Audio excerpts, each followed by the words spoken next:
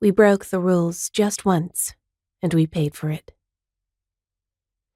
The bog has always been there, lurking behind the house, and we have never been allowed to go near it.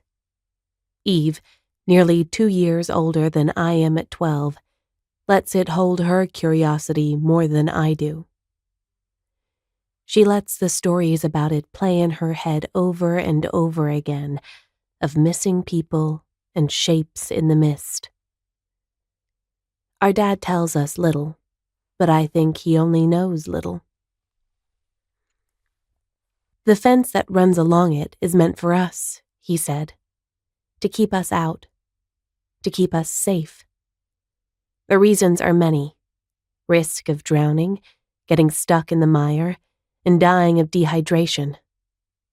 I'm not entirely certain what that is, but I know enough to keep from tempting anything that ends in death. But Eve isn't like me.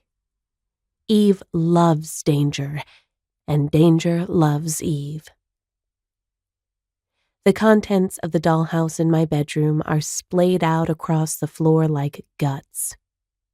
We have agreed to do some renovations, change out the wallpaper, contact paper stolen from our mother in the kitchen, and rearrange the furniture. The sunlight streams in through the large window, casting crisscross patterns on the floor around us. I'm dusting off the tiny bureaus and the miniature grandfather clock. Spring cleaning, Eve called it, when a sudden and unceremonious thud makes us both jump. We stare at the window, where the glass just thunked in a way that settles into the pit of my stomach. "What was that?" I whisper to Eve, my mind racing with images of ghosts and ghouls.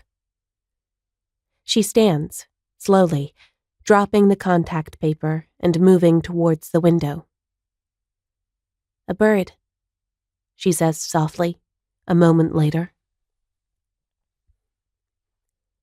I cross the room quickly, staring down to the grass below, where a tiny form flops about, trying to climb back into the air.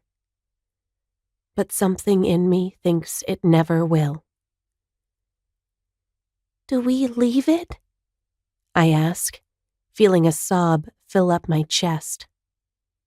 I don't like dead things, not even the motionless ladybugs that sometimes gather on the windowsills, or the dust bunnies that Mom says aren't alive, but gather under my bed like little fluffy corpses. "Of course not," Eve says, and she turns for the door.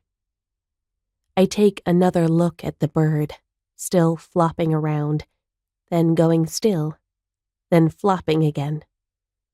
Its movements are getting smaller, less frequent. I run from the room behind her.